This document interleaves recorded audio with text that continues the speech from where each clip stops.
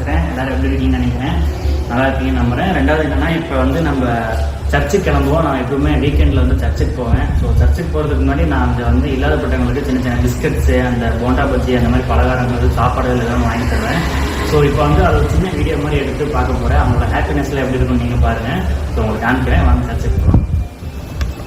சரின்ட்டு நானும் வண்டி எடுத்துகிட்டு கிளம்பிட்டேங்க. இது வந்து நான் ஆல்ரெடி பண்ணிட்டு இருந்தது தான். இப்போ ஹெல்த் இஷ்யூனால நான் வந்து ஹெல்ப் அவங்களுக்கு சரியாக பண்ண முடியறதில்ல. அதுவும் இல்லாமல் நான் ஃபஸ்ட் டைம் இந்த வீடியோவை நான் உங்களுக்கு வந்து நான் காமிக்கிறேன்.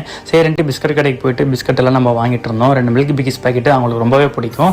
எப்போவுமே சண்டே அவங்களுக்கு வந்து மில்க் பிக்கிஸ்னால் ரொம்ப பிடிக்கும்ட்டு நேராக டக்குன்னு வாங்கிட்டு பேக்குள்ளே வச்சுட்டு இந்த வெயிலேருந்து கிளம்புனா போதும் நானும் கிளம்பிட்டு அங்கே பசியில் இருப்பாங்களேன்ட்டு நேராக போய் சர்ச்சுக்கு வந்துட்டேங்க.